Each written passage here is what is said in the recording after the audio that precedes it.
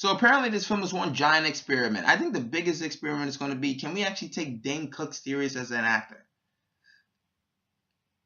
Nope.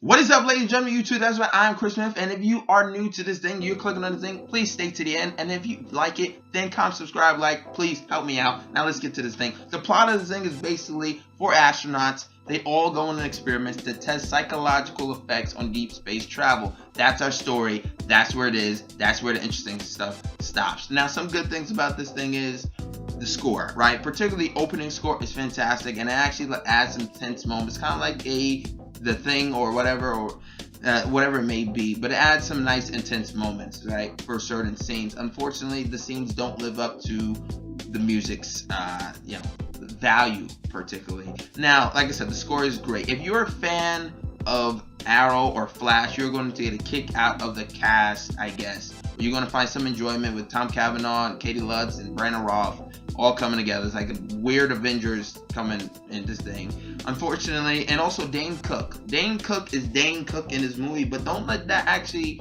mess with your mind. Dane Cook is actually the best part of this film, mainly because it is a group of bland ass characters that are so generic and boring to the point where you actually have to just be like, you know what, Dane Cook. I choose Dane Cook as the best of this best. Not Tom Cavanaugh. Ain't Wells. He's phoning it in. Now let's talk about some performances. The performances, okay. Katie Lutz, her acting may work for the CW, but it ain't working here. She's stiff, she's wooden, and she is unbearable to watch in some cases. Brandon Routh, he's practically depressed, and he says it himself. For the entirety of this film, him and Katie Lutz, they ain't got no romantic chemistry. Faux shit. Faux shit. Sorry about my cursing if you don't mind it. Also, Dane Cook, like I said, he ain't bad, he ain't good, but he's the best of the best here. This movie takes a dip very quickly, right? About the 40-minute mark, this thing starts to dip down very, very fast because it started off slightly interesting and then just goes down to the stupidity thing. They start to say a lot of science, mumbo jumbo babble, bullshit, to the point where you know that these characters do not know what the hell they're saying. They seem like they have a hard time even fathoming how much this even meant. They're saying crystals and dynamics of modernizing, and I'm like, you don't even know what this means. It's clear. Not only that, but there's a couple of plot holes into this thing. I'm just going to slightly spoil something. There's something that gets in the ship with them, right? And they put it on the gurney, and then they put it on the gurney, right? And they don't even mention ever again. I could be wrong, but I'm pretty sure they don't address it ever again. Not only this, but this, like I said, it started out kind of intense. It has some tense moments, and you could give that a bit of a positive. Tom Cavanaugh is just over the top and weird, and it's like, what? Not only that, Dane Cook and the other dude, Bug, that plays, the guy's name Bug, they just kind of disappear towards the end. And not only that, but the experiment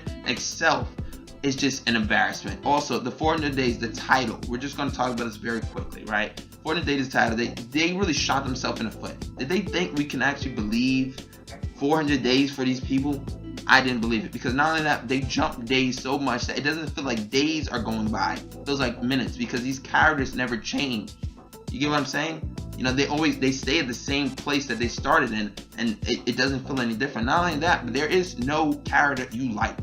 Don't let the CW characters fool you, what they do on those shows. Judge it on what you see in this movie. And what you see in this movie is a bland cast that you do not care for. And when they all kind of just, go their way, you don't care. And not only that, then the ending happens. I'm going to give this ending just a big old, wait for it. It's a bit... Yeah, because the ending just kind of happens and it's nothing there. That's it. It just kind of ends. And then you're stuck waiting there doing nothing. Now, like I said, if you like the Arrow and Flash cast, then this may tickle your pickle. But for the most part, this thing gets stupid towards... At the 40-minute mark, you can tell that's when it goes down. Nothing makes sense. They're just kind of just doing whatever. And by the time the twist happens, it's just like, that's it. And not only that, Brandon Routh apparently has...